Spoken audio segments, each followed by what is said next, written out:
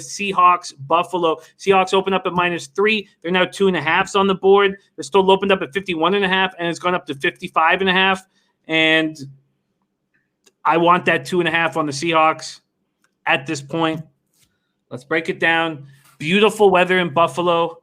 That's going to help the Seahawks immensely. 65 Fahrenheit, partly cloudy, 6 miles per hour. Russell Wilson had another big game. We just talked about it. 37-27 at home over the Niners. Wilson goes 27 for 37 for 261 yards, 4 TDs, 0 picks. Metcalf dominated Mosley. 12 catches for 161 yards, 2 TDs. Metcalf looks so good. Chris Carson, Carlos Hyde missed the Niners game, remained questionable. They had no running game. That's probably the reason why this total keeps rising, knowing that the Seahawks have to throw the ball. They were running with DJ Dallas. He ran 18 times for 41 yards. Seahawks have scored at least 30 points in 6 of their 7 games. Seattle sacked Garoppolo 3 times, 2 by Wagner. So after failing to record a quarterback hit on Kyler Murray, the Seahawks stepped up defensively. Wagner finished with 11 tackles, 3 tackles for a loss, 4 quarterback hits. They played without 5 starters and 1 key backup. Carson, Hyde, Jamal Adams, Mayowa, Ugo Amadi, Michael Upati were all inactive due to injuries. Shaquille Griffin is also questionable. The more I talk about this game, the more I want to make a move on Seattle. Buffalo coming off 24-20 will win at home over the Patriots. I wasn't decided until Cam Newton's fumble at the Bills 13 with 31 seconds remaining. They did not look good. First time they beat New England at home since 2011. They dominated on the ground. Season best 190 yards. Singletary 86 yards. Zach Moss 81 yards. They had been averaging 97 yards rushing through their first 7 games, but they were gashed on the ground. 150 yards against. That run defense is now allowed 150 yards or more 3 times this year after only doing that once last year. Allen looks worse as the season goes on. 11 for 18 for 154 yards. Stephon Diggs, 6 of the Bills' 11 receptions. No one else had over 25 yards. He had 91 yards. Matt Milano down to 15 snaps. Why don't you just get this guy healthy? He's so important to you. Why don't you just get him healthy? Partially torn pectoral muscle. Mitch Morris, their center, sustained a concussion. He's in concussion protocol. Josh Norman, Micah Hyde, defensive tackle Vernon Butler, offensive tackle Cody Ford, all remain questionable. Bebsy, the more I talk about this game, the more I want to bet the Seahawks as soon as this video is over.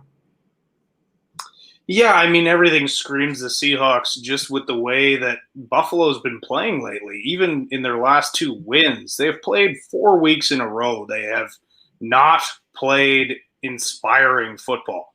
I feel like at some point they have to snap out of it, but I don't know if this is the week. I feel like Seattle has the upper hand.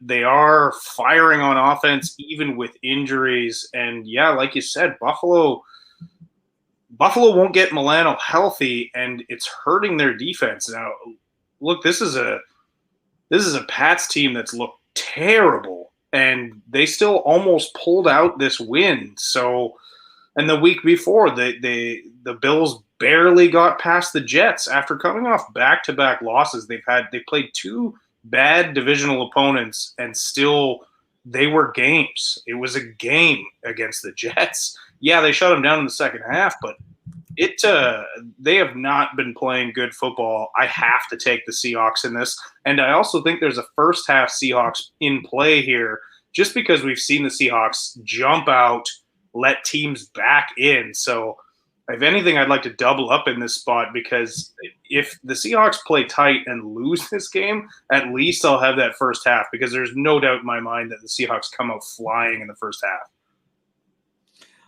You know, I agree. I absolutely agree. I agree with the chat. And Tim Duncan and a couple other cappers are on the Bills, and we need that. That's the only way this sticks at 2.5, at least for the next 3 hours. And look, this isn't a slam dunk. It's just that, to me, what are you seeing from Josh Allen? Is it fair to say he's getting worse every game? I'm just seeing a team that was so talented offensively in the first start of the first 3 games of the year. They looked fantastic, and now I've just seen a massive inconsistency from them, and I've seen them struggle to score 2 weeks in a row against bad defenses. Yeah, absolutely. That it was set up for them to get the monkey off their back against the Patriots, and they had to have Newton fumble on the 13 with 30 seconds left. I mean, that's as weak as a Patriot squad you're ever going to see, and you still can't take advantage of it. This is a spot where the Seahawks look like the move for me. You got some nice options at 2.5 for full game. Let's take a look at first half. Is this a double up spot for you, Bebsy? I feel like it has to be. And look, there's some people in the chat saying that this feels like a trap. In a lot of ways, it does. But I just Seattle coming off a big win, just destroying the Niners.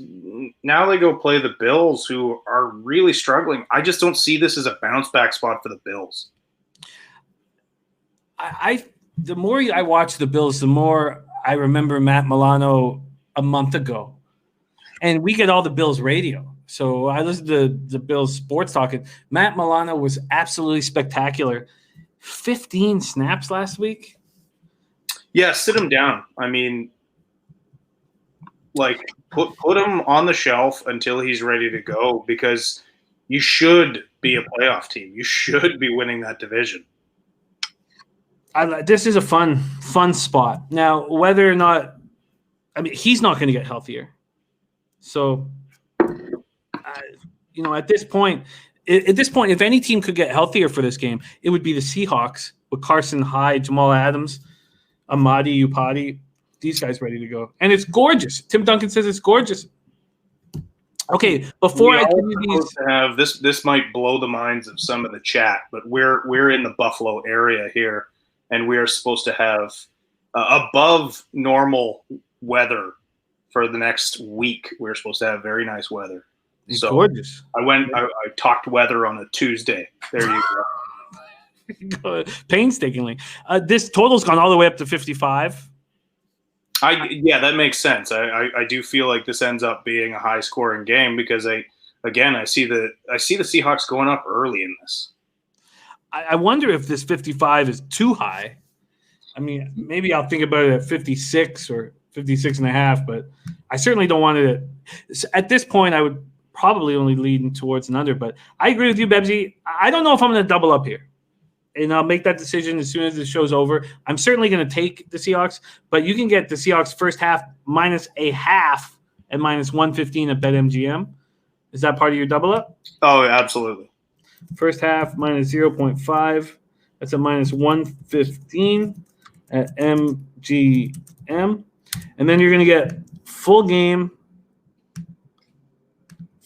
here on the Seahawks. Jesus. Wow. I'm not kidding you. It just moved. Oh, wow. It just moved, man. Okay, so you got that in, but the 2.5s are almost all gone. While we're talking, it's changing. Oh, that sucks. That means I'm not going to get the 2.5. You have 2.5 left on the board, and we didn't lock you in. Oh, wow, it's changing as we speak.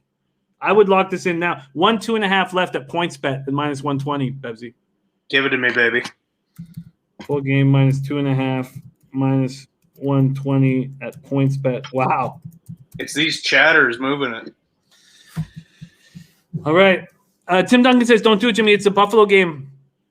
I'm just not impressed. I'll tell you what, Tim Duncan, I'm not going to double up on it. I don't think I need to do that, but I'm just not impressed. And the Seahawks, now I getting the 2.5 is extremely important. It looks like I'm not going to be able to get it. Let me just check out right now what I'm going to be able to get here very quickly. I know I'm wasting people's time. We got to move on to the next game, but if I was to bet it right now,